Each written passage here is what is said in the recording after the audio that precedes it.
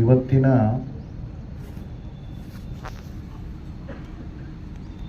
ಸಂಘದ ಯುಗಾದಿ ಉತ್ಸವದ ಅಧ್ಯಕ್ಷತೆಯನ್ನು ವಹಿಸಿರ್ತಕ್ಕಂಥ ಡಾಕ್ಟರ್ ಪ್ರವೀಣ್ ರವರೇ ಹಾಗೂ ಶ್ರದ್ಧೇಯ ಸಂಘ ಚಾಲಕ ದ್ವಯರುಗಳೇ,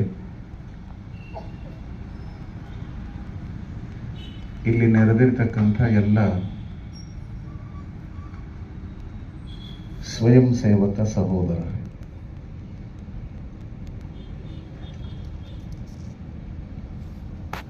ವಿಶ್ವಾವಸು ಸಂವತ್ಸರದ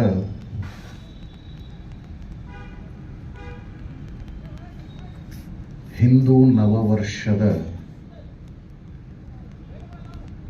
ಹಾರ್ದಿಕ ಶುಭಾಶಯಗಳನ್ನು ಪ್ರಾರಂಭದಲ್ಲೇ ಎಲ್ಲರಿಗೂ ನಾನು ಸಲ್ಲಿಸ್ತಾ ಇದ್ದೀನಿ.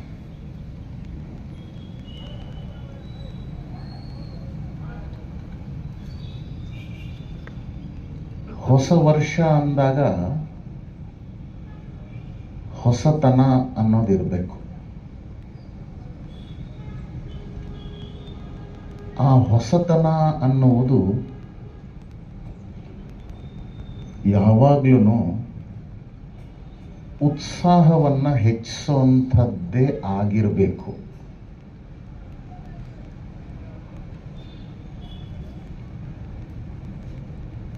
ಒಳಗೂ ಹೊರಗೂ ಹೊಸತನ ಅನ್ನೋದು ಒಳಗೂ ಇರಬೇಕು, ಅದು ಹೊರಗೆ ಪ್ರಕಟವಾಗುತ್ತೆ. ಸುತ್ತಮುತ್ತಲಿನ ವಾತಾವರಣದಲ್ಲೂ ಹೊಸತನ ಅನ್ನುವುದು ಅನುಭವಕ್ಕೆ ಬರಬೇಕು.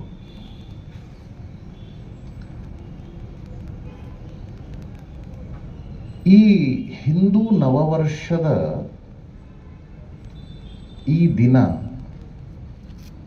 ಸೃಷ್ಟಿಯ ಪ್ರಾರಂಭ ಆಗಿದ ದಿನ ಇದು. ವಸಂತ ಋತುವಿನ ಪ್ರಾರಂಭ. ಸುತ್ತಲೂ ಪ್ರಕೃತಿಯಲ್ಲೂ ಅನೇಕ ರೀತಿಯ ಬದಲಾವಣೆಗಳು, ಹೊಸತನ ಕಾಣಿಸ್ತಾ ಇರುತ್ತೆ. ಪ್ರಗತಿಯನ್ನ ಸಾಧಿಸಬೇಕಾದ್ರೆ ಹೊಸತನ ಅನ್ನೋದು ಬೇಕು. ಆ ಹೊಸತನದಿಂದ ಹೊಸ ಉತ್ಸಾಹ ಬರುತ್ತೆ. ಆದರೆ ಈ ಹೊಸತನವನ್ನ ಪಡ್ಕೊಂಡು ಅದರಿಂದ ಉತ್ಸಾಹವನ್ನ ಹೆಚ್ಚಿಸ್ಕೊಂಡು ಪ್ರಗತಿಯ ದಿಕ್ಕಿನಲ್ಲಿ ಸಾಗಬೇಕಾದ್ರೆ ಹಳೆಯದ್ದೂ ಬೇಕು. ಹಳೆಯದ್ದನ್ನು ಬಿಡಕ್ಕಾಗಲ್ಲ. ಆ ಬೇರು ಬೇಕು, ಆಗ ಚಿಗುರಿಗೆ ಶಕ್ತಿ ಬರುತ್ತೆ. ಇಲ್ಲಿ ನಾನು ನೋಡ್ತಾ ಇದ್ದೀನಿ, ಹಳೆಯ ಬೇರೂ ಇದೆ. ಶ್ರೀಕಂಠಯ್ಯನವರು ಇದ್ದಾರೆ. ತುಂಬಾ ವರ್ಷಗಳಿಂದ ನಾನು ಅವರನ್ನು ನೋಡ್ತಾ ಇದ್ದೀನಿ. ಅವರಲ್ಲಿ ಜೀವನೋತ್ಸಾಹ ಅನ್ನೋದು ಕಾಣಿಸುತ್ತೆ. ನಮಗೆಲ್ಲ ಅದು ಪ್ರೇರಣೆ. ಇಲ್ಲಿ ಆ ರೀತಿ ಬೇರಿನ ರೀತಿಯ ತುಂಬ ಜನ ಹಿರಿಯರು ನಮ್ಮ ಜೊತೆಗಿದ್ದಾರೆ. ಅವರ ಅನುಭವದ ಹೆಗಲಿನ ಮೇಲೆ ನಿಂತು ನಾವು ದೂರದ್ದನ್ನ ಕಾಣುವ ಶಕ್ತಿಯನ್ನ ಗಳಿಸ್ಕೊಳ್ತೀವಿ. ಅದಕ್ಕಾಗಿ ಪ್ರಗತಿ ಸಾಧಿಸಬೇಕು ಅಂತಾದ್ರೆ ಈ ಹೊಸತನದ ಸಾರ್ಥಕ ಉಪಯೋಗವನ್ನ ಮಾಡಿಕೊಳ್ತಾ ಯೋಗ್ಯ ದಿಶೆಯಲ್ಲಿ ಮುಂದೆ ಸಾಗಬೇಕು ಅಂತಾದ್ರೆ ಈ ಅನುಭವದ ಬೇರೂ ಬೇಕು, ಹೊಸ ಚಿಗುರು ಬೇಕು. ಇದು ಒಳಗಡೆಯೂ ಅನುಭವಕ್ಕೆ ಬರಬೇಕು, ಪ್ರಕೃತಿಯಲ್ಲೂ ಅನುಭವಕ್ಕೆ ಬರಬೇಕು. ಅಂತಹ ದಿನವನ್ನೇ ನವವರ್ಷವನ್ನಾಗಿ ಆಚರಿಸಬೇಕು. ಹೀಗಾಗಿ ಹಿಂದೂ ನವವರ್ಷ ಅನ್ನತಕ್ಕಂಥ ಈ ಒಂದು ಆಚರಣೆ ಅತ್ಯಂತ ವೈಜ್ಞಾನಿಕವಾದದ್ದು. ಬೇವು ಬೆಲ್ಲವನ್ನು ಹಂಚಿಕೊಳ್ತೀವಿ ನಾವು. ಕಹಿ ಮತ್ತು ಸಿಹಿ ಎರಡನ್ನು ಸಮಾನವಾಗಿ ನೋಡತಕ್ಕಂಥ,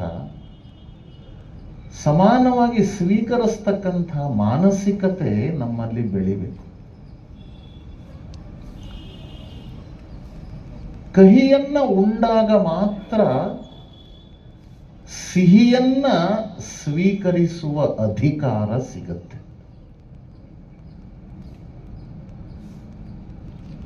ಇವೆರಡನ್ನೂ ಸಮಾನವಾಗಿ ಸ್ವೀಕರಿಸುವ ಮಾನಸಿಕತೆ ಬೆಳೆದಾಗ ಜೀವನದಲ್ಲಿ ಸಮತ್ವ ಅನ್ನೋದು ಬರುತ್ತೆ. ಅನುಕೂಲ ಇದ್ದಾಗ ಹಿಗ್ಗುವುದು, ಪ್ರತಿಕೂಲ ಇದ್ದಾಗ ಕುಗ್ಗುವುದು, ಇದರಿಂದ ಮನುಷ್ಯ ಹೊರಬರುತ್ತಾನೆ, ಸಮತ್ವದ ದಿಶೆಯಲ್ಲಿ ಮುಂದೆ ಸಾಗ್ತಾನೆ.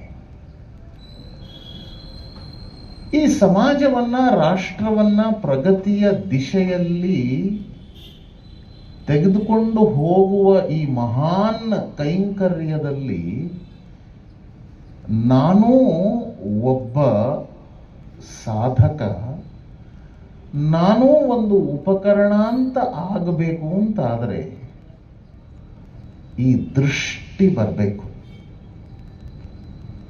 ಅದಕ್ಕಾಗಿ ಹಿಂದೂ ನವವರ್ಷ ವಿಶ್ವಾವಸು ಸಂವತ್ಸರ ಈ ದೃಷ್ಟಿಯನ್ನ ಕೊಡುತ್ತೆ. ನಾವೆಲ್ಲರೂ ತುಂಬ ಭಾಗ್ಯಶಾಲಿಗಳು.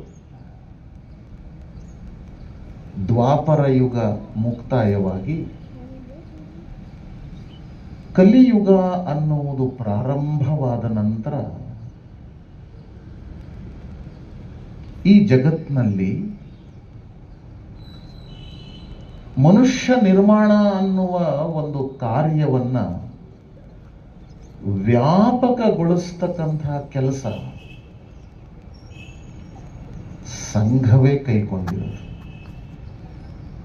ಹಾಗಂತ ಮನುಷ್ಯ ನಿರ್ಮಾಣದ ಕೆಲಸವನ್ನ ಜಗತ್ತಿನಲ್ಲಿ ಈ ಕಲಿಯುಗದಲ್ಲಿ ಇನ್ಯಾರು ಮಾಡಲೇ ಇಲ್ಲ ಅಂತ ಅಲ್ಲ, ತುಂಬಾ ಜನ ಮಾಡಿದ್ದಾರೆ. ಆದರೆ ಅದಕ್ಕೊಂದು ವ್ಯಾಪಕತೆಯನ್ನ ಕೊಡತಕ್ಕಂಥ, ಅದಕ್ಕೊಂದು ಸರಿಯಾದ ದಿಶೆಯನ್ನ ಕೊಡತಕ್ಕಂಥ ಕೆಲಸವನ್ನ ಸಂಘ ಮಾಡ್ತು. ಇವತ್ತು ಸಂಘದ 100ನೆಯ ವರ್ಷವನ್ನು ಆಚರಿಸುವ ಹೊಸ್ತಿಲಲ್ಲಿ ನಾವಿದ್ದೀವಿ. ಇವತ್ತು ಸಂಘ ಇಡೀ ಜಗತ್ತಿನಲ್ಲಿ ಒಂದು ಕುತೂಹಲದ ವಿಷಯವಾಗಿದೆ. ಕೆಲವರಿಗೆ ಕುತೂಹಲ, ಕೆಲವರಿಗೆ ಆಶ್ಚರ್ಯ, ಕೆಲವರಿಗೆ ಬಿಡಿಸಲಾಗದ ಒಗಟು.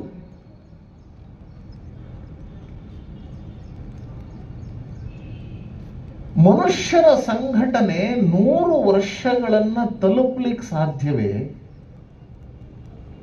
ಒಡೆಯದೆ, ಕುಗ್ಗದೆ, ಖರೀದಿಗೆ ಒಳಗಾಗದೆ,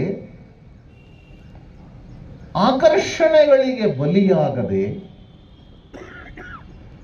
ನಿರಂತರವಾಗಿ ತನ್ನ ಜನ್ಮದ ಉದ್ದೇಶವನ್ನ ನೆನಪಿಟ್ಟುಕೊಂಡು ಅದೇ ದಿಕ್ಕಿನಲ್ಲಿ ದೃಢತೆಯಿಂದ ಸಾಗ್ತಾ ನಿರಂತರವಾಗಿ ಎಲ್ಲ ಸವಾಲುಗಳ ಮಧ್ಯೆಯೂ ಸಾರ್ಥಕವಾಗಿ ಮುನ್ನಡೀತಕ್ಕಂತಹ ಇನ್ಯಾವುದಾದರೂ ಸಂಘಟನೆ ಜಗತ್ತಿನಲ್ಲಿ ಇದೆಯೇ? ಉತ್ತರಿಸೋದು ಕಷ್ಟ. ಹೀಗಾಗಿ ಸಂಘ ಇವತ್ತು ಅಧ್ಯಯನದ ಒಂದು ವಿಷಯವಾಗಿದೆ. ಕೆಲವರಿಗೆ ಭಯದ ವಿಷಯವೂ ಆಗಿದೆ.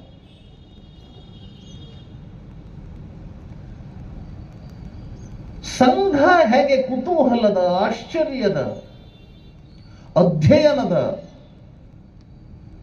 ವಿಷಯವಾಗಿದೆಯೋ,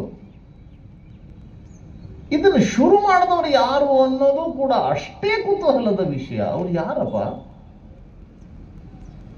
ಇದು ಒಂದು ವಿಚಿತ್ರವೇ. ಕರ್ತಾನ ಪರಿಚಯ ಇಲ್ಲ, ಆತನ ಕಾರ್ಯದ ಪರಿಚಯ ಇದೆ. ಜಗತ್ತಿಗೆ ಸಂಘ ಗೊತ್ತು, ಅದನ್ನು ಶುರು ಮಾಡಿದವರು ಎಲ್ಲರಿಗೂ ಗೊತ್ತಿದೆ ಅಂತ ಇಲ್ಲ.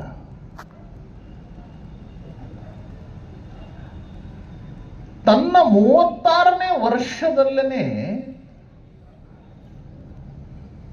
ಈ ಥರದೊಂದು ವಿಶಿಷ್ಟವಾದ ಕಾರ್ಯವನ್ನ ಪ್ರಾರಂಭ ಮಾಡತಕ್ಕಂಥ ಪ್ರೇರಣೆ ಅವರಿಗೆ ಸಿಕ್ಕಿದ್ದಾದ್ರೂ ಹೇಗೆ? ಅವರ 136ನೆಯ ಜಯಂತಿ ಇದು.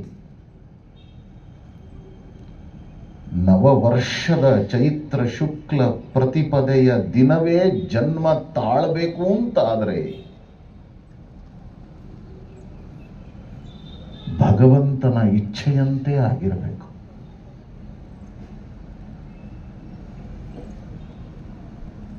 ಹೊಸ ಯುಗವನ್ನ ಸೃಷ್ಟಿ ಮಾಡತಕ್ಕಂತಹ ಹೊಣೆಯನ್ನ ಹೊತ್ತುಕೊಂಡೇ ಅವರು ಈ ಧರೆಗೆ ಇಳಿದ್ರೋ ಏನೋ ಅಂತ ನಂತರ ಅನಿಸುತ್ತೆ.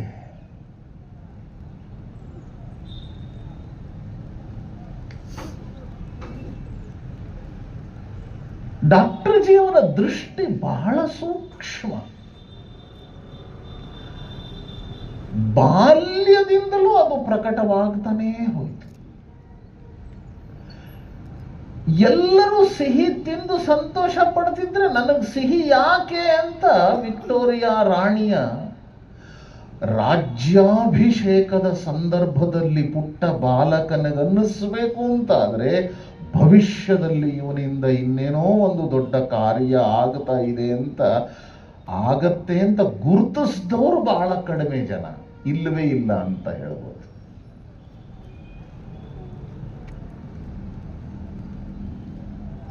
ಒಂದೇ ಮಾತ್ರ ಹೇಳಲೇಬಾರದು ಅನ್ನತಕ್ಕಂಥ ಆದೇಶ ಇದ್ದಾಗ ಅದನ್ನ ಆ ಪುಟ್ಟ ವಯಸ್ಸಿನಲ್ಲಿ ಉಲ್ಲಂಘಿಸಿ ಎಲ್ಲರ ಮುಖದಿಂದ ಒಂದೇ ಮಾತರಮ್ಮನ್ನ ಹೇಳಿಸುವ ಸಾಹಸವನ್ನ ಪ್ರಕಟ ಮಾಡಿದಾಗ ಈ ಮನುಷ್ಯ ಭವಿಷ್ಯದಲ್ಲೇನೋ ಒಂದನ್ನ ಮಾಡ್ತಾನೆ, ಈ ದೇಶಕ್ಕೆ ಬೆಳಕಾಗ್ತಾನೆ ಅಂತ ಊಹಿಸಿದವರು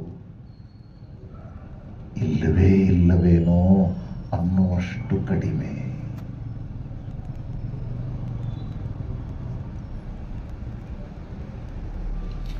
ಗೃಹಸ್ಥರಾಗಿದ್ದುಕೊಂಡು ತಾವು ದೇಶಕ್ಕಾಗಿ ಕೆಲಸ ಮಾಡ್ತಿರ್ತಕ್ಕಂಥ ಕಾಂಗ್ರೆಸ್ನಿಂದ ಮಾಸಿಕ ವೇತನವನ್ನ ಪಡ್ಕೊಂಡು ದೇಶಕ್ಕಾಗಿ ಕೆಲಸ ಮಾಡ್ತಿದ್ದಂತಹ ಮಹಾಮಹಿಮರು ಇದ್ದ ಸಂದರ್ಭದಲ್ಲಿ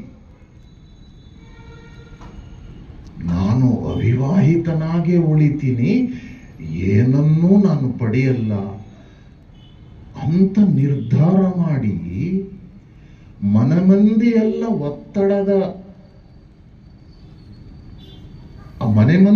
ಎಲ್ಲರ ಒತ್ತಡವನ್ನು ಎದುರಿಸಿ ತನ್ನ ನಿರ್ಧಾರವನ್ನ ಉಳಿಸ್ಕೊಂಡು ಮುಂದೆ ನಡೆದ್ನಲ್ಲ, ಆಗ ಯಾರಿಗೂ ಈ ಊಹೆ ಇರಲಿಲ್ಲ ಇವನಿಂದ ಯಾವುದೋ ಒಂದು ಯುಗ ಪರಿವರ್ತನೆಯ ಕಾರ್ಯ ಆಗತ್ತೆ ಅಂತ.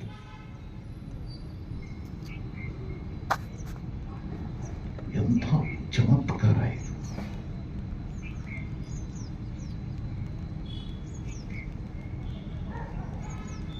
ಸಾವಿರದ 1922ನೇ ಇಸ್ವಿನಲ್ಲಿ ಗಾಂಧೀಜಿಯವರ ಕಾರಾಗೃಹವಾಸ ಆಯಿತು. 18 ಮಾರ್ಚ್ ಅವರು ಜೈಲಿಗೆ ಹೋದ್ಮೇಲೆ ಪ್ರತಿ ತಿಂಗಳು 6 ವರ್ಷಗಳವರೆಗೆ 18ನೇ ತಾರೀಖನ್ನ ಗಾಂಧಿ ದಿನವನ್ನಾಗಿ ಆಚರಿಸಲಾಗ್ತಾ ಇತ್ತು. ಆಗ ಡಾಕ್ಟರ್ ನೆಹರೂಜಿ ಮಾತಾಡ್ತಾ ಹೇಳ್ತಾರೆ, 18ನೇ ತಾರೀಕು ಗಾಂಧೀಜಿಯವರ ಸ್ಮರಣೆ ಮಾಡ್ತಾ, ಎಂಥ ಸತ್ಪುರುಷ ಇವರು.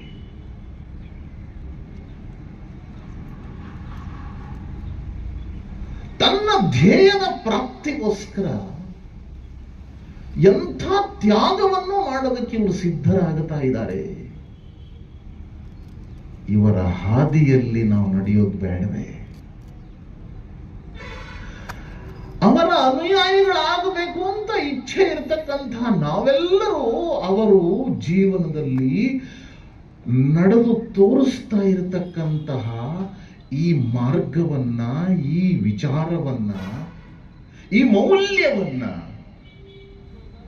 ಜೀವನದಲ್ಲಿ ಸ್ವೀಕಾರ ಮಾಡಿರ್ತಕ್ಕಂತಹ ಧ್ಯೇಯದ ಪ್ರಾಪ್ತಿಗಾಗಿ ತನ್ನ ಸರ್ವಸ್ವವನ್ನು ತ್ಯಾಗ ಮಾಡತಕ್ಕಂತಹ ಅವರ ಆ ಮೌಲ್ಯವನ್ನ ನಮ್ಮ ಜೀವನದಲ್ಲಿ ಅಳವಡಿಸಿಕೊಳ್ಳೋದು ಬೇಡವೇ?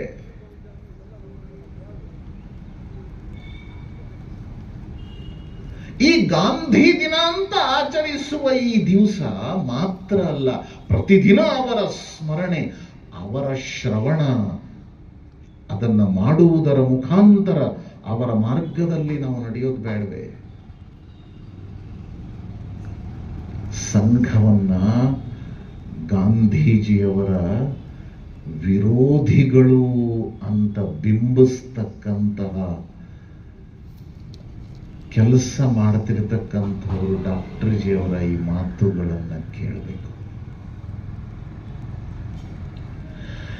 22ನೇ ಇಸ್ವಿನಲ್ಲೇ ಅಸಹಕಾರ ಚಳುವಳಿಯಲ್ಲಿ ಭಾಗವಹಿಸಿ ಶಿಕ್ಷೆಯನ್ನ ಅನುಭವಿಸಿ ವಿಚಾರಣೆಯನ್ನ ಎದುರಿಸ್ತಾ ಇರಬೇಕಾದ್ರೆ ನ್ಯಾಯಾಲಯದ ಮುಂದೆ ಅವರು ಮಾತಾಡಿದ್ದೇನು?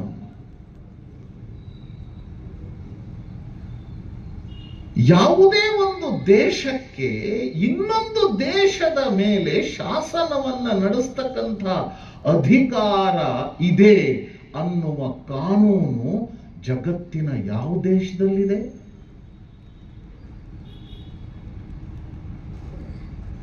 ಇಂಗ್ಲಿಷರಿಗೆ ಭಾರತೀಯರನ್ನ ತಮ್ಮ ಕಾಲಡಿಯಲ್ಲಿ ತುಳಿದು ನಮ್ಮ ಮೇಲೆ ಶಾಸನವನ್ನ ನಡೆಸ್ತಕ್ಕಂಥ ಅಧಿಕಾರವನ್ನ ಕೊಟ್ಟವರು ಯಾರು? ನ್ಯಾಯಾಧೀಶರ ಮುಂದೆ ಆಡ್ತಿರ್ತಕ್ಕಂಥ ಮಾತಿದು.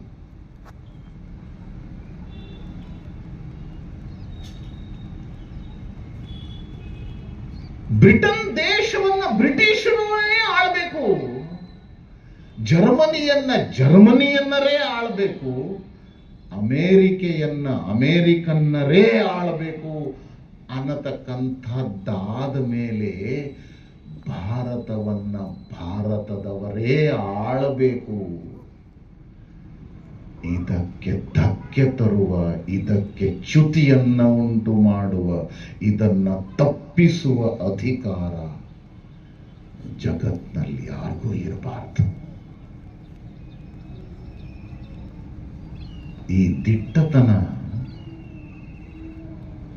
ಸಾಮಾನ್ಯರಿಗೆ ಬರಲ್ಲ. ಒಂದು ದೃಷ್ಟಿ ಇರುವ ಮನುಷ್ಯನಿಗೆ ಬರುತ್ತೆ. ಮನಸ್ಸಿನಲ್ಲಿ ವಿಚಾರಗಳು ಸ್ಫುರಿಸಬಹುದು. ಆಪತ್ತನ್ನ ಮೈ ಮೇಲೆ ಎಳ್ಕೊಂಡು ಕೂಡ ಆ ದೃಷ್ಟಿಯನ್ನ ಜಗತ್ತಿನ ಮುಂದೆ ಇಡ್ತಾ ಆ ದೃಷ್ಟಿ ಪರಿವರ್ತನೆಯನ್ನ ನಾನು ಮಾಡ್ತೀನಿ, ಆಗ ವ್ಯವಹಾರದಲ್ಲಿ ಪರಿವರ್ತನೆ ಬರುತ್ತೆ ಅನ್ನುವ ನಂಬಿಕೆಯಿಂದ, ದಾರ್ಷ್ಟ್ಯತನದಿಂದ ಆಳರಸರ ವಿರುದ್ಧವೇ ಅವರ ಎದುರುಗಡೆನೆ ಆಡಬೇಕು ಇಂಥ ಮಾತುಗಳನ್ನ ಅಂತಾದ್ರೆ ಯುಗ ದೃಷ್ಟಿ ಇಲ್ಲದೆ ಇದ್ರೆ ಸಾಧ್ಯವಿಲ್ಲ. ಆ ಯುಗ ದೃಷ್ಟಿಯನ್ನ ವ್ಯವಹಾರದಲ್ಲಿ ಇಳಿಸ್ತಕ್ಕಂಥ ಸಾಹಸ ಇಲ್ಲದೆ ಇದ್ರೆ ಇದನ್ನು ಮಾಡಕ್ ಸಾಧ್ಯ ಇಲ್ಲ. ಇದನ್ನ ಮಾಡೋದಕ್ಕೆ ಜೀವನವನ್ನ ಹೋಮ ಮಾಡೋದಕ್ಕೆ ಸಿದ್ಧವಿಲ್ಲದೆ ಇದ್ರೆ ಈ ಮಾತುಗಳನ್ನ ಆಡೋದಕ್ಕೆ ಶಕ್ತಿ ಬರಲ್ಲ.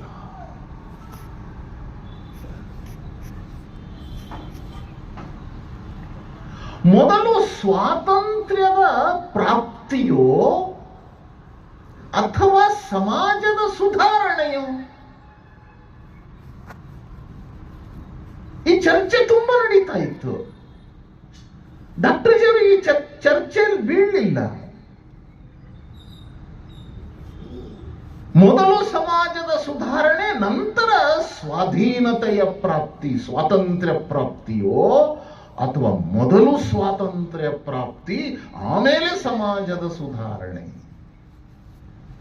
ಈ ಚರ್ಚೆಯ ಗೋಜಿಗೆ ಡಾಕ್ಟರ್ ಜಿ ಹೋಗಲೇ ಇಲ್ಲ. ಎರಡನ್ನೂ ಒಟ್ಟೊಟ್ಟಿಗೆ ಶುರು ಮಾಡಿದರು. ಅವರ ಮನಸ್ಸಿನಲ್ಲಿ ಇದ್ದಂತಹ ಒಂದು ಚಿಂತನೆ ಅಂದ್ರೆ ಸ್ವಾತಂತ್ರ್ಯವನ್ನ ಗಳಿಸಬೇಕು ಅನ್ನುವ ಹೋರಾಟ ನ್ಯಾಯಯುತವಾದದ್ದೇ. ಆದ್ರೆ ಹೋಯ್ತು ಯಾಕೆ ಅಂತ ಗುರುತಿಸೋದು ಬೇಡವೇ? ನಮ್ಗೆಲ್ಲರಿಗೂ ಬಾಯಿಪಾಠ ಮಾಡಿಸ್ಬಿಟ್ಟಿದ್ದಾರೆ.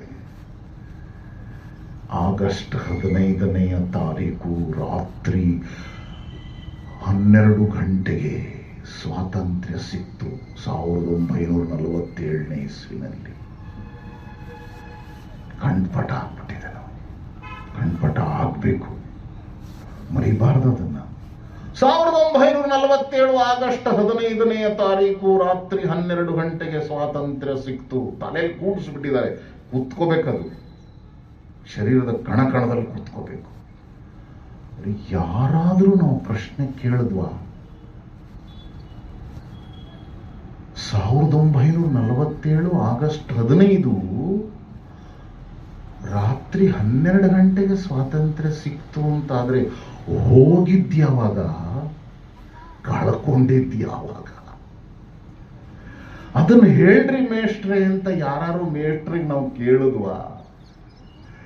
ಯಾಕೆ ಕೇಳಿಲ್ಲ ಅಂದ್ರೆ ಆ ಮೇಷ್ಟ್ರು ಅವ್ರ ಮೇಷ್ಟ್ರನ್ನ ಕೇಳಿರ್ಲಿಲ್ಲ, ಕೇಳಕ್ಕೆ ಹೋಗ್ಲಿಲ್ಲ.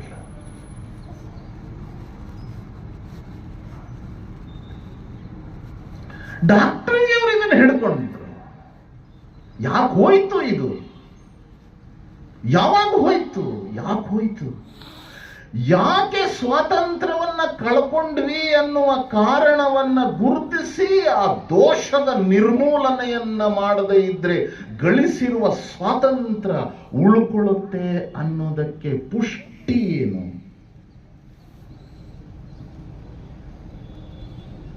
ಗುಲಾಮಿ ಮಾನಸಿಕತೆಯನ್ನ ಮೊದಲು ತೆಗೆದುಹಾಕಬೇಕು, ಅಥವಾ ಸ್ವಾತಂತ್ರ್ಯವನ್ನ ಕಳ್ಕೊಂಡಿದ್ದಕ್ಕೆ ಕಾರಣ ದೋಷ ಸಮಾಜದಲ್ಲಿ ಏನು ತುಂಬಿಕೊಂಡಿದೆ ಅದನ್ನು ಮೊದಲು ತೆಗೆದುಹಾಕಬೇಕು?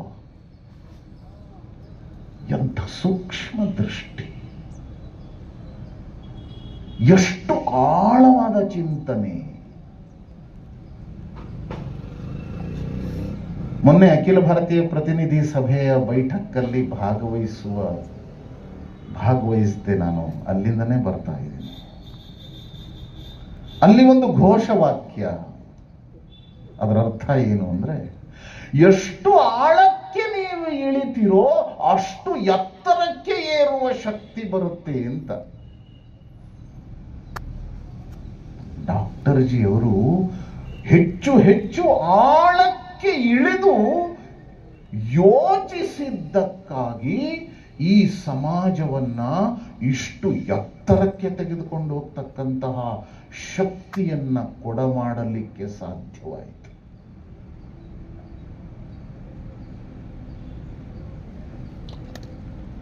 ಈ ದೇಶವನ್ನ ಮತ್ತೆ ಅದರ ಆ ಔನ್ನತ್ಯಕ್ಕೆ ತಲುಪಿಸಬೇಕು. ಔನ್ನತ್ಯಕ್ಕೆ ತಲುಪಿಸಬೇಕು ಅಂತಾದ್ರೆ ನಾವು ಈಗ ಇದ್ದ ಹಾಗೆ ದೋಷಗಳನ್ನ ತುಂಬಿಕೊಂಡಿದ್ರೆ ಆಗಲ್ಲ. ಹನುಮಂತ, ಆಂಜನೇಯ, ಸೀತೆ ಇರುವ ಜಾಗ ಗೊತ್ತಾದ ಮೇಲೆ ಅಲ್ಲಿಗೆ ಹೋಗೋದಕ್ಕೆ ಯಾರಿಗೂ ಆಗಲ್ಲ ಅನ್ನೋದು ಗೊತ್ತಾದ ಮೇಲೆ ನಾನು ಮಾತ್ರ ಹೋಗಬಲ್ಲೆ ಅಂತ ಉಳಿದವರೆಲ್ಲರೂ ಹೇಳ್ತಿದ್ದಾರೆ ಅಂತ ಆದಮೇಲೆ ಆ ಎತ್ತರಕ್ಕೆ ನನ್ನನ್ನು ನಾನು ಎತ್ತರಿಸಿಕೊಳ್ಳದೆ ಈ ರಾಮ ಕಾರ್ಯ ಮಾಡಕ್ಕಾಗಲ್ಲ ಅನ್ನೋದನ್ನು ಅರ್ಥ ಮಾಡಿಕೊಂಡು ತನ್ನನ್ನು ತಾನು ಬೆಳೆಸ್ಕೊಂಡ.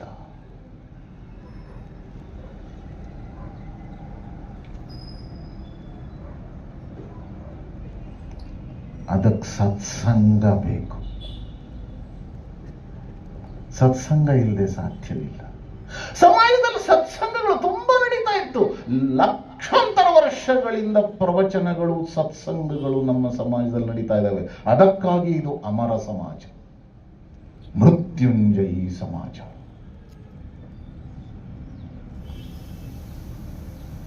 ಆದ್ರೆ ಅಲ್ಲಿ ದೇಶಭಕ್ತಿ ಅನ್ನೋದಿರಲಿಲ್ಲ, ದೈವ ಭಕ್ತಿ ಅನ್ನೋದಿತ್ತು.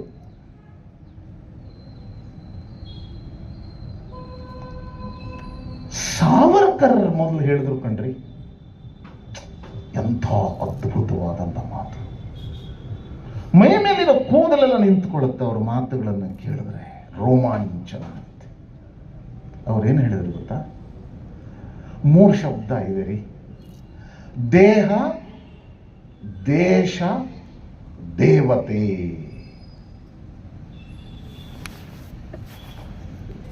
ಈ ದೇಹ ದೇವತೆಯಾಗಬೇಕಾದ್ರೆ ಮಧ್ಯದಲ್ಲಿ ದೇಶ ಇದೆ. ಈ ದೇಹವನ್ನ ದೇಶಕ್ಕೆ ಸಮರ್ಪಿಸದೇ ಇದ್ರೆ ಈ ದೇಹ ದೇವತೆಯಾಗ್ಲಿಕ್ಕೆ ಸಾಧ್ಯವೇ ಇಲ್ಲ. ಇದು ಒಂದು ದೃಷ್ಟಿ. ಈ ದೇಶವನ್ನ ದೇವತೆಯ ದೃಷ್ಟಿಯಿಂದ ನೋಡದೇ ಇದ್ರೆ ಈ ದೇಹವನ್ನ ದೇಶಕ್ಕಾಗಿ ಅರ್ಪಿಸುವ ಮಾನಸಿಕತೆ ಬೆಳೆಯಲ್ಲ.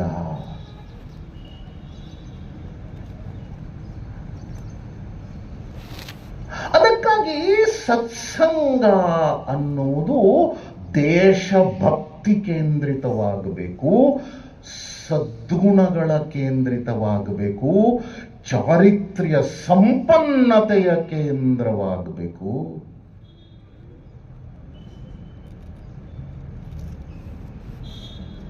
ಸಮಸ್ಯೆಗಳ ಪರಿಹಾರಕ್ಕೆ ವಿಶ್ವಾಸಾರ್ಹರಾದಂತಹ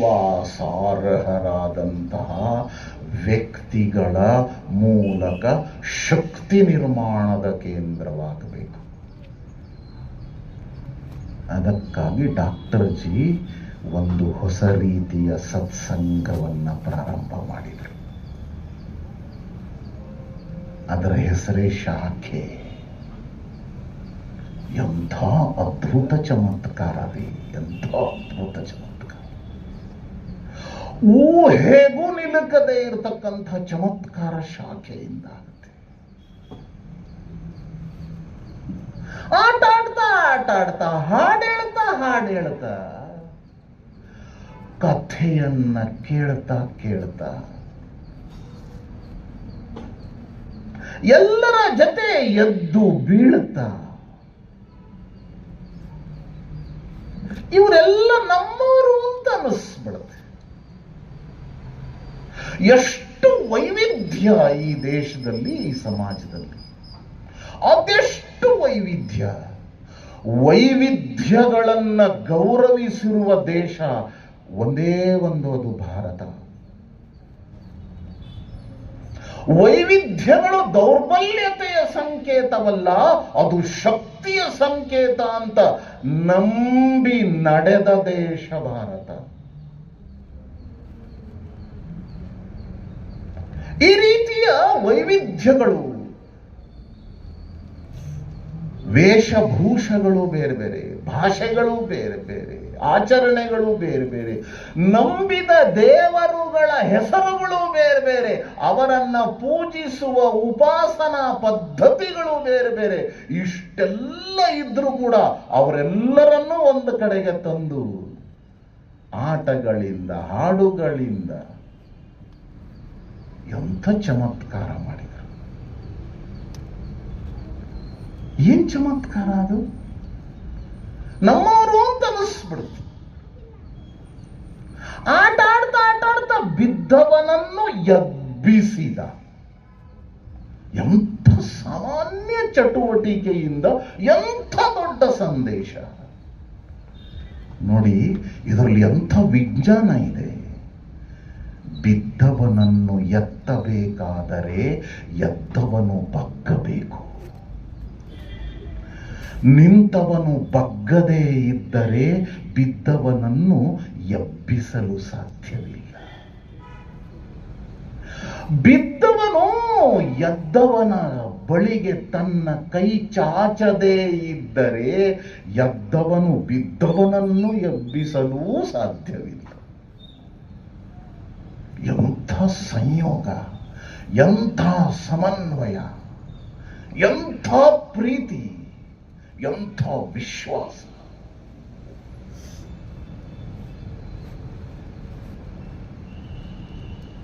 ಕೆಲವರಿಗೆ ಇದರ ಮಹತ್ವ ಗೊತ್ತಾಗಿದ್ದು 2014 ನಂತರ. ಹೀಗೆ ಮಾಡಿದವರೊಬ್ಬರು ಪ್ರಧಾನಮಂತ್ರಿಗಳಾಗ್ಬಿಟ್ರಲ್ಲ ಅಂತ. ಈಗ ಕೆಲವರಿಗೆ ಶುರುವಾಗ್ಬಿಟ್ಟಿದೆ, ಒಳ್ಳೆಯವರಿಗೆ ಭಯ ಶುರುವಾಗ್ಬಿಟ್ಟಿದೆ. ಅಲ್ರಿ, ಇವ್ರ ನಂತರ ಯಾರು, ಮುಂದೆ ಹೇಗೆ? ಸಂಘ ಯಾರಿಗೆ ಗೊತ್ತಿಲ್ಲವೋ ಅವರಿಗೆ ಭಯ, ಸಂಘ ಗೊತ್ತಿರುವವರಿಗೆ ಭಯ ಅನ್ನೋದೇ ಇಲ್ಲ. ಡಾಕ್ಟರ್ ಜಿ ಈ ಸಾಮಾನ್ಯ ಗತಿವಿಧಿಗಳ ಮೂಲಕ ಒಬ್ಬೊಬ್ಬ ಸ್ವಯಂ ಸೇವಕನನ್ನ ನಿರ್ಭಯನನ್ನಾಗಿ ಮಾಡಿಬಿಟ್ರಲ್ಲ. ದಯಾನಂದ ಸರಸ್ವತಿಯವರು ಕರೆ ಕೊಟ್ಟರು, ಐತಿಹಾಸಿಕ ಕರೆ ಅದು. Go back to the Vedas, go back to the roots. ರೋಮಾಂಚನಗೊಳಿಸ್ತಕ್ಕಂಥ ಕರೆಯಾಗಿತ್ತದು. ಸಮಾಜವನ್ನ ಆ ಒಂದು ದುರ್ಗತಿಯಿಂದ ಬಡಿದು ಮೇಲೆಬ್ಬಿಸುವ ಸಂದೇಶ. ಸಮಾಜದಲ್ಲಿ ಶಕ್ತಿಯ ವಿದ್ಯುತ್ ಸಂಚಾರ ಮಾಡ್ತದೆ. ಭಗವದ್ಗೀತೆಯಲ್ಲಿ ಕೃಷ್ಣನ ಸಂದೇಶ ನೋಡಿ, 2ನೇ ಅಧ್ಯಾಯದಲ್ಲಿ ಗೋ ಬಿಯಾಂಡ್ ದಿ ವೇದಾಸ್. ಅರೆ, ಏನಿದು ಸೌಂದರ್ಯ ಇದು! ಭಾರತೀಯ ಸಂಸ್ಕೃತಿಯ, ಹಿಂದೂ ಸಂಸ್ಕೃತಿಯ ಸೌಂದರ್ಯ. Go back to the Vedas, go beyond the Vedas.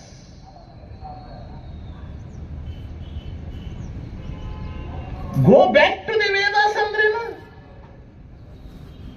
ಭಾರತೀಯ ಚಿಂತನೆಯ, ಭಾರತೀಯ ತತ್ವಜ್ಞಾನದ ಬೇರುಗಳಿಗೆ ನೀವು ಮರಳದೇ ಇದ್ರೆ ಭವಿಷ್ಯವನ್ನ ನಿರ್ಮಾಣ ಮಾಡಕ್ಕೆ ನಿಮ್ಮ ಕಡೆಯಿಂದ ಸಾಧ್ಯವಿಲ್ಲ. ನಮ್ಮ ಅಸ್ತಿತ್ವವನ್ನು ಉಳಿಸ್ಕೊಳ್ಬೇಕಾದ್ರೆ ಭಾರತೀಯ ಬೇರುಗಳ ಜೊತೆಗೆ ನಮ್ಮನ್ನು ನಾವು ಜೋಡಿಸ್ಕೋಬೇಕು. ಅತ್ಯಂತ ವಾಸ್ತವಿಕವಾದ ಮಾತಿದು. Go beyond the Vedas. 2 ವಾಕ್ಯಗಳನ್ನು ನೋಡಿದಾಗ ಇದು ವೈಪರೀತ್ಯ ಅಂತ ಕೆಲವರಿಗೆ ಅನಿಸುತ್ತೆ. ಯಾರು ಅಜ್ಞಾನದಲ್ಲಿಯೇ ಮುಳುಗಿದಾರೋ ಅವ್ರಿಗನ್ಸುತ್ತೆ.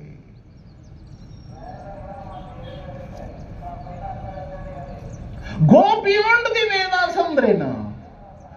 ಗ್ರಂಥಗಳನ್ನ ಓದಿ ಅದರಲ್ಲಿರ್ತಕ್ಕಂಥ ಸಾರವನ್ನ ಮೈಗೂಡಿಸ್ಕೋ. ಆವಾಗ ನೀನು ಗ್ರಂಥಾವಲಂಬಿ ಆಗಿರಲ್ಲ, ನೀನೇ ಓಡಾಡುವ ಗ್ರಂಥವಾಗಿಬಿಡ್ತೀಯ. ಆವಾಗ ನಿನ್ನ ಬಾಯಿಯಿಂದ ಬರುವ ಒಂದೊಂದು ವಾಕ್ಯವೂ ವಿಚಾರವಾಗಿಬಿಡುತ್ತೆ. ಆಗ ಹೊಸ ವಿಚಾರಗಳು ಬರ್ತವೆ. ಒಂದು ಗ್ರಂಥದಲ್ಲಿ ಬರೆದಿರುವ ಒಂದೇ ವಿಚಾರವನ್ನ ಯುಗಗಳವರೆಗೆ ಅದನ್ನೇ ಇಟ್ಕೊಂಡು ಹೋಗೋದಲ್ಲ, ಹೊಸ ದಾರಿಯನ್ನ ತುಳಿಯುವ ಶಕ್ತಿ ನಿನ್ನಲ್ಲಿ ಬರುತ್ತೆ. Go beyond the Vedas. ತ್ರೇತಾಯುಗದಲ್ಲಿ ಇದ್ದದ್ದನ್ನ ಇದ್ದ ಹಾಗೆ ಹೇಳುವುದು ಸತ್ಯ ಅನ್ನೋದಿತ್ತು. ದ್ವಾಪರ ಯುಗದಲ್ಲಿ ಸಮಾಜದ ಸ್ಥಿತಿಯು ಬದಲಾಗಿತ್ತು. ಅಧರ್ಮ ತಾಂಡವವಾಡ್ತಾ ಇತ್ತು. ಕೃಷ್ಣ ಸತ್ಯದ ಪರಿಭಾಷೆಯನ್ನು ಬದಲಾಯಿಸಿಬಿಟ್ಟ. ಲೋಕ ಕಲ್ಯಾಣಕ್ಕಾಗಿ ಹೇಳುವ ಒಂದು ಸುಳ್ಳು ಅದು ಸತ್ಯ ಅಂತ ಹೇಳಿಬಿಟ್ಟ. ಸತ್ಯದ ಹೊಸ ಭಾಷ್ಯವನ್ನ ಬರಿಬೇಕಾದ್ರೆ ಅಂಥ ಶಕ್ತಿಯನ್ನ ಹೊಂದಿರಬೇಕಾಗತ್ತೆ. ಇದಕ್ಕೆ ಚಿತಿ ಅಂತ ಹೇಳ್ತಾರೆ, ಅದಕ್ಕೆ ಶುದ್ಧ ಪ್ರಜ್ಞೆ ಅಂತ ಹೇಳ್ತಾರೆ. ಸಂಘ ಡಾಕ್ಟರ್ ಜಿ ಅವರ ಚಿಂತನೆಯ ಪ್ರಕಾರ ಏನು ಬೆಳೀತೋ, ಶುದ್ಧ ಪ್ರಜ್ಞೆಯನ್ನ ಸಮಾಜದಲ್ಲಿ ಏನು ಮಸಕಾಗಿದೆಯೋ ಆ ಶುದ್ಧ ಪ್ರಜ್ಞೆಯನ್ನ ಪಡೆದೆಪ್ಪಿಸ್ಬೇಕು, ಪ್ರಕಟವಾಗಬೇಕದು. ಎರಡನೇದು, ಶಾಶ್ವತವಾದಂತಹ ಲೋಕ ಕಲ್ಯಾಣದ ಲೋಕಾಚಾರಗಳ ಪುನರುತ್ಥಾನವಾಗಬೇಕು. ಮೂರನೇದು, ಕೊಟ್ಟ ಕೆಲಸವನ್ನ ಮುಗಿಯುವವರೆಗೆ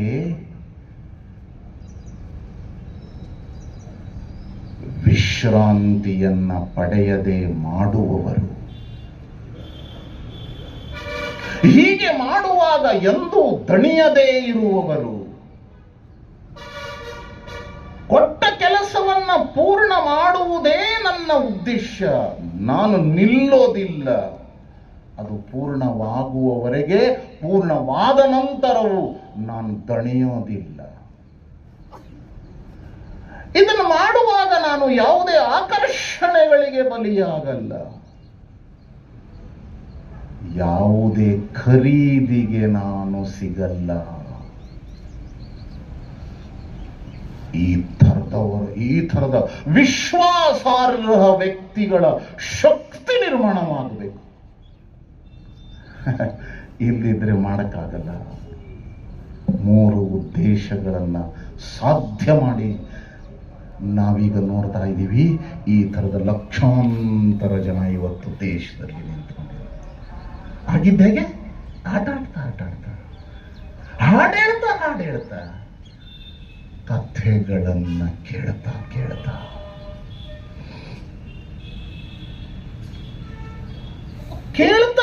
100 ವರ್ಷ ಆಗೋಯ್ತು.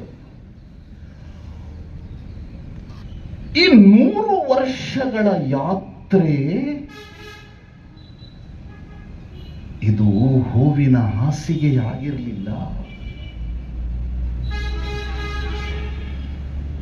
ಅತ್ಯಂತ ಸವಾಲಿನ ಮಾರ್ಗ, ಅತ್ಯಂತ ಕಠಿಣ ಮಾರ್ಗ. ವಿವೇಕಾನಂದರು ಹೇಳುತ್ತಾರೆ, ನೀನು ಹಿಡಿದಿರುವ ದಾರಿಯಲ್ಲಿ ನಿನಗೆ ಕಾಠಿಣ್ಯಗಳೇ ಬರಲಿಲ್ವೋ, ನಿನಗೆ ಸಮಸ್ಯೆಗಳೇ ಬರಲಿಲ್ವೋ, ನಿನಗೆ ಸವಾಲುಗಳೇ ಎದುರಾಗಲಿಲ್ವಾ, ಹಾಗಿದ್ರೆ ನೀನು ಹಿಡಿದಿರುವ ದಾರಿ ತಪ್ಪಿದೆ ಅಂತ ನೀನು ತಿಳ್ಕೊಳ್ಳೋದಕ್ಕೇನು ಅಡ್ಡಿ ಇಲ್ಲ ಅಂತ ಹೇಳ್ತಾರೆ. ಸಂಘ ತುಳಿದಿರುವ ಈ ಹಾದಿ ಕಷ್ಟದ ಹಾದಿ. ಇದೇ ಕಷ್ಟದ ಹಾದಿಯನ್ನ ಇವತ್ತಿಗೂ ತುಳಿಯುವ ಸಂಕಲ್ಪ ಸಂಘ ಹಾಗೆಯೇ ಉಳಿಸ್ಕೊಂಡು ಬಂದಿರೋದ್ರಿಂದ ಸಂಘಕ್ಕೆ ಸೋಲಿಲ್ಲ. ಕೃಷ್ಣ ಭಗವದ್ಗೀತೆಯಲ್ಲಿ ಹೇಳ್ತಾನೆ, ಗಣಿತದ ಸಮೀಕರಣದಂತ ಹೇಳ್ತಾನೆ,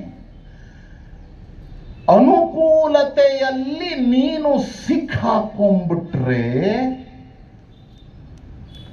ಅನುಕೂಲತೆಗಳು ಬರಬೇಕು ಅನ್ನುವುದಕ್ಕೋಸ್ಕರನೇ ಹಿಂದಿನ ಪೀಳಿಗೆಯ ಎಲ್ಲ ಕಾರ್ಯಕರ್ತರು ತಮ್ಮ ರಕ್ತವನ್ನ ನೀರು ಮಾಡಿ ಇವತ್ತು ಕಾಣಿಸ್ತಿರ್ತಕ್ಕಂಥ ಅನುಕೂಲ ಪರಿಸ್ಥಿತಿಗೆ ಕಾರಣಕರ್ತರು ಅವರು, ಈ ಪೀಳಿಗೆಯ ನಾವಲ್ಲ.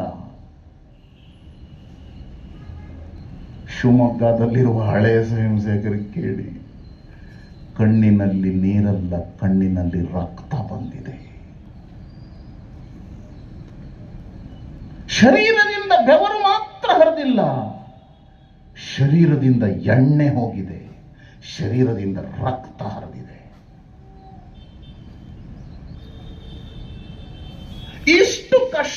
ಹಾದಿಯನ್ನ ಎದುರಿಸಿ ಈ ಅನುಕೂಲತೆಯ ವಾತಾವರಣ ಇವತ್ತೇನು ನಿರ್ಮಾಣ ಆಗಿದೆಯೋ ಇದರನ್ನ ನಾವು ಸ್ವಂತಕ್ಕೆ ಉಪಯೋಗಿಸಬಾರದು.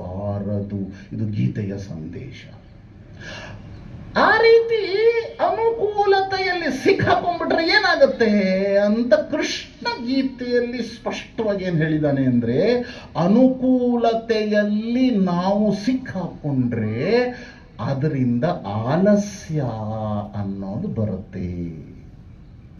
ಅನುಕೂಲತೆಯಿಂದ ಆಲಸ್ಯ ಬರುತ್ತೆ, ಆಲಸ್ಯದಿಂದ ಇಂದ್ರಿಯಾಸಕ್ತಿ ಬರುತ್ತೆ, ಇಂದ್ರಿಯಾಸಕ್ತಿಯಿಂದ ದರಿದ್ರತೆ ಬರುತ್ತೆ, ದರಿದ್ರತೆಯಿಂದ ವಿನಾಶ ಬರುತ್ತೆ. ಅದಕ್ಕಾಗಿ ಡಾಕ್ಟರ್ ಜಿಯವರನ್ನ 3 ಗುಣಗಳಿಂದ ಗುರುತಿಸಬೇಕು. ಅದನ್ನ ಇವತ್ತು ನಾವು ಈ ಅನುಕೂಲ ಪರಿಸ್ಥಿತಿಯಲ್ಲಿ 100 ವರ್ಷಗಳನ್ನ ಸಮೀಪಿಸ್ತಿರ್ತಕ್ಕಂಥ ಈ ಸಂದರ್ಭದಲ್ಲಿ ಆ ಮಹಾನ್ ಯುಗ ಪುರುಷನ ವ್ಯಕ್ತಿತ್ವದ 3 ಗುಣಗಳನ್ನ ನಾವು ಇನ್ನಷ್ಟು ಮತ್ತಷ್ಟು ಹೆಚ್ಚು ನೆನಪಿಸ್ಕೊಳ್ತಾ, ಅಳವಡಿಸ್ಕೊಳ್ತಾ, ಅರಗಿಸ್ಕೊಳ್ಳುವ ಪ್ರಯತ್ನ ಮಾಡಬೇಕು. ಇದನ್ನ ಇನ್ನಷ್ಟು ವ್ಯಾಪಕ ಮಾಡಬೇಕು. 100ನೆಯ ವರ್ಷ ಇದು ಅತ್ಯಂತ ಸಾರ್ಥಕವಾಗಿ ಆಗುವಂತೆ, ಈ ಕಾರ್ಯವನ್ನ ಇನ್ನಷ್ಟು ವ್ಯಾಪಕಗೊಳಿಸುವಂತೆ ಮಾಡಬೇಕಾದ್ರೆ ಈ 3 ಆ ಮಹಾಯುಗ ಪುರುಷನ ಗುಣಗಳನ್ನ ಅರಗಿಸ್ಕೊಂಡ್ಬಿಡ್ಬೇಕು. ನಾವು ವ್ಯಾಪಕಗೊಳಿಸೋದಕ್ಕೆ ಮಾಧ್ಯಮ ಯಾವುದು? ಡಾಕ್ಟರ್ ಜಿ ಅವರು ಹಿಡಿದ ದಾರಿನ ಹಿಡಿಬೇಕು, ಸ್ವಲ್ಪನೂ ಆಚೀಚೆ ಹೋಗೋಗಿಲ್ಲ. ಮೊದಲನೇದ್ದೇನು? ವಿಚಾರದ ಪ್ರೇರಣೆ. ನಾವು ಯಾವ ವಿಚಾರಕ್ಕೋಸ್ಕರ ಕೆಲಸ ಮಾಡ್ತಿದೀವೋ ಆ ವಿಚಾರದ ಬಗ್ಗೆ ಇನ್ನಷ್ಟು ಆಳಕ್ಕಿಳಿದು ಚಿಂತನೆಯನ್ನ ಮಾಡ್ತಾ ಅದರ ಪ್ರತಿರೂಪ ನಾವಾಗಬೇಕು. ಅಂದ್ರೆ ವೈಚಾರಿಕ ಆಕರ್ಷಣೆ, ಇದು ಮೊದಲನೇದು. 2ನೇದು ಆತ್ಮೀಯತೆಯ ಆಕರ್ಷಣೆ. ಇವತ್ತು ಸಮಯವೇ ಇಲ್ಲ ಎಲ್ಲರ ಹತ್ರ. RIP, ಯಾರೋ ಸತ್ರೂ ಮಣ್ಣು ಕೊಡಕ್ಕೂ ಹೋಗಲ್ಲ, ವಾಟ್ಸಪ್ ಅಲ್ಲಿ ಮೆಸೇಜ್ ಹಾಕ್ಬಿಡ್ತಾರೆ. ಮನೆಯ ಕುಟುಂಬದ ಅಣ್ಣ ತಮ್ಮನ ಮದುವೆಗೆ ಊಟಕ್ಕೆ ಹೋಗಿ ವಾಪಸ್ ಬಂದ್ಬಿಡ್ತಾರೆ. ಒಂದ್ ದಿವಸ ಮುಂಚೆನೂ ಹೋಗಲ್ಲ ಒಂದಷ್ಟು ಕೆಲಸ ಮಾಡಕ್ಕೆ. ಪುರುಸೊತ್ತು ಯಾರ ಹತ್ರನೂ ಇಲ್ಲ. ವಾಟ್ಸಪ್ಪಿನ ಮೂಲಕ ಆತ್ಮೀಯತೆ ಅಲ್ಲ, ಆತ್ಮ, ಏಕ ಆತ್ಮ, ಆತ್ಮೀಯತೆ ಅದು ಹೃದಯದ ಜೊತೆಗೆ ಜೋಡಿಸುವ ಜೀವಂತತೆ ಅದರಲ್ಲಿದೆ. ಆದರೆ ಶಕ್ತಿ ಸಂಗತಿ ಆತ್ಮೀಯತೆಯ ಆಕರ್ಷಣೆ, ಇದು 2ನೇದು. ಡಾಕ್ಟರ್ ಇವ್ರನ್ನ ನೋಡಿದಂಥ ಅನೇಕರನ್ನ ನಾನು ಭೇಟಿ ಮಾಡ್ತೀನಿ. ಈಗ ಕೆಲವರೇ ಉಳ್ಕೊಂಡ್ಬಿಟ್ಟಿದ್ದಾರೆ. ಅವರು ಇನ್ನು ಸ್ವಲ್ಪ ದಿವಸಕ್ಕೆ ಭಗವಂತನ ಪಾದಗಳನ್ನ ಸೇರ್ತಾರೆ. ಯಾರನ್ನ ಡಾಕ್ಟರ್ ಜಿ ಅವರನ್ನ ನೋಡಿದವರನ್ನ ಮಾತಾಡಿಸಿದ್ರು ಅವ್ರ ಕಣ್ಣಲ್ಲಿ ನೀರೇ ಬಂದ್ಬಿಡುತ್ತೆ, ಶಬ್ದಗಳೇ ಬರಲ್ಲ. ಅಂಥ ಆತ್ಮೀಯತೆ, ಇದು 2ನೇ ಆಕರ್ಷಣೆ. 3ನೆಯ ಆಕರ್ಷಣೆ ಅಂತಂದ್ರೆ ಸ್ವಂತ ಜೀವನದ ಆದರ್ಶ. ವೈಚಾರಿಕ ಆಕರ್ಷಣೆ, ಆತ್ಮೀಯತೆಯ ಆಕರ್ಷಣೆ, ಸ್ವಂತ ಜೀವನದ ಆದರ್ಶದ ಆಕರ್ಷಣೆ. ಆಕರ್ಷಣೆ ಶಬ್ದ ಸರಿಯಲ್ಲ, ಒಳ್ಳೆ ಶಬ್ದ ಅಲ್ಲ. ಪ್ರೇರಣೆ ಅನ್ನೋದು ಒಳ್ಳೆ ಶಬ್ದ. ಈ 3ರ ಬಲದ ಮೇಲೆ 100ನೇ ವರ್ಷವನ್ನು ನಾವು ಆಚರಿಸಬೇಕು. ಆಚರಿಸೋದು ಹೇಗೆ? ಸಂಘ ತೀರ್ಮಾನ ಮಾಡಿಬಿಟ್ಟಿದೆ. ಮೊದಲನೇದು ಹಿಂದೂ ಸಮ್ಮೇಳನಗಳನ್ನ ಮಂಡಲ ಮತ್ತು ವಸತಿಯ ಮಟ್ಟದಲ್ಲಿ ಆಚರಿಸಬೇಕು. ಗೃಹ ಸಂಪರ್ಕಗಳನ್ನ ಮಾಡಬೇಕು, ವ್ಯಾಪಕ. ಒಂದು ಮನೆ ಉಳಿಬಾರದು. ಸಂಘ ವಿಚಾರವನ್ನ ಪ್ರತಿಯೊಂದು ಮನೆಗೆ ತಲುಪಿಸ್ಬೇಕು. ಇದು 2ನೇ ಕೆಲಸ. ಮೊದಲು ಗೃಹ ಸಂಪರ್ಕ, ಆಮೇಲೆ ಹಿಂದೂ ಸಮ್ಮೇಳನ, 3ನೇದು ಸದ್ಭಾವ ಗೋಷ್ಠಿ, 4ನೇದು ಪ್ರಮುಖ ನಾಗರಿಕ ಗೋಷ್ಠಿ, ಆಮೇಲೆ 1 ವಾರದವರೆಗೆ ಅತ್ಯಧಿಕ ಶಾಖೆಗಳನ್ನ ಮಾಡಬೇಕು. ನಾನು ಮುಖ್ಯ ಶಿಕ್ಷಕನಾಗಿದ್ದೆ, 10ನೇ ತರಗತಿ ಓದ್ತಾ ಇದ್ದೆ. ಬಾಳಾ ಸಾಹೇಬ್ ದೇವರಸ್ ಆಗ ಸರ್ಕಾರಿ ವಾಯಿದ್ರು, ಆಮೇಲೆ ಸರಸಂಘ ಚಾಲಕರಾದರು. ಅವರ ಬಾಯಿಂದ ಅನೇಕ ಸರಿ ಕೇಳಿದ್ದೀನಿ, 1,00,000 ಶಾಖೆಗಳಾಗ್ಬಿಟ್ರೆ ಭಾರತದಲ್ಲಿ ಸಂಘ ಹೇಳಿದ್ದು ನಡೆಯುತ್ತೆ. ಯಾವಾಗ ಭಾರತದಲ್ಲಿ ಸಂಘ ಹೇಳಿದ್ದು ನಡೆಯುತ್ತೋ ಆವಾಗ ಭಾರತ ಹೇಳಿದ್ದು ಜಗತ್ತಿನಲ್ಲಿ ನಡೆಯುತ್ತೆ. ಇನ್ನೂ 1,00,000 ಶಾಖೆ ಆಗಿಲ್ಲ. ಆ ದಿನ ತುಂಬಾ ಹತ್ರ ಬಂದ್ಬಿಟ್ಟಿದೆ. ಈಗ ಈ 5 ಕೆಲಸಗಳನ್ನು 100ನೇ ವರ್ಷದಲ್ಲಿ ಮಾಡಬೇಕು. ಇದು ಸಂಘಟನಾತ್ಮಕ ಕೆಲಸ, ಪರಿವರ್ತನೆಯ ಕೆಲಸ 5 ಇದೆ. ವೈಯಕ್ತಿಕ ಜೀವನದ ಬದುಕಿನಲ್ಲಿ ಸ್ವತ್ವದ ಜಾಗರಣ, ಕೌಟುಂಬಿಕ ಸ್ತರದಲ್ಲಿ ಕುಟುಂಬ ಪ್ರಬೋಧನ, ಸಮಾಜದ ಸ್ತರದಲ್ಲಿ ಸಾಮಾಜಿಕ ಸಮರಸತೆ, ರಾಷ್ಟ್ರೀಯ ಸ್ತರದಲ್ಲಿ ನಾಗರಿಕ ಕರ್ತವ್ಯ, ವಿಶ್ವ ಸ್ತರದಲ್ಲಿ ಪರಿಸರದ ಸಂರಕ್ಷಣೆ. ಈ 5 ವೈಯಕ್ತಿಕ ಜೀವನದಲ್ಲಿ, ಪಾರಿವಾರಿಕ ಕೌಟುಂಬಿಕ ಜೀವನದಲ್ಲಿ, ಸಮಾಜ ಜೀವನದಲ್ಲಿ, ರಾಷ್ಟ್ರ ಜೀವನದಲ್ಲಿ ಇದೆಲ್ಲವನ್ನು ನಾವು ಆಚರಿಸುವುದು ಮಾತ್ರವಲ್ಲ, ಇದು ಸಮಾಜದ ವಿಷಯವನ್ನಾಗಿ ಮಾಡುವಷ್ಟರ ಮಟ್ಟಿಗೆ ನಮ್ಮ ಕಾರ್ಯದ ವ್ಯಾಪಕತೆ ಬೆಳೆದು ಬಿಡಬೇಕು. ನಾವೆಲ್ಲರೂ ಭಾಗ್ಯಶಾಲಿಗಳು. ಸಂಘದ 100ನೇ ವರ್ಷದಲ್ಲಿ ನಾವು ಇಂಥ ಮಹಾನ್ ಕಾರ್ಯವನ್ನು ಮಾಡುವ ಉಪಕರಣಗಳಾಗುವ ಒಂದು ಸೌಭಾಗ್ಯ ಭಗವಂತನಿಂದ ನಮಗೆ ಸಿಕ್ಕಿದೆ. ಅದಕ್ಕೋಸ್ಕರ ಈ ಒಂದು ಸೌಭಾಗ್ಯವನ್ನು ಸಾರ್ಥಕಗೊಳಿಸ್ಕೊಳ್ಳೋದಕ್ಕೋಸ್ಕರ ನಾವು ಹೆಚ್ಚು ಹೆಚ್ಚು ಸಮಯವನ್ನು ಕೊಡೋಣ. ನಡೆ ನುಡಿ ಒಂದಾಗಬೇಕು ಅನ್ನುವ ಮಾತನ್ನು ಕೇಳ್ತೀವಿ. ಡಾಕ್ಟರ್ ಜಿಯವರು ಹೇಳಿದರು, ನುಡಿಯಲೇ ಬೇಡ, ನಿನ್ನ ನಡೆಯೇ ನುಡಿಯಾಗಲಿ.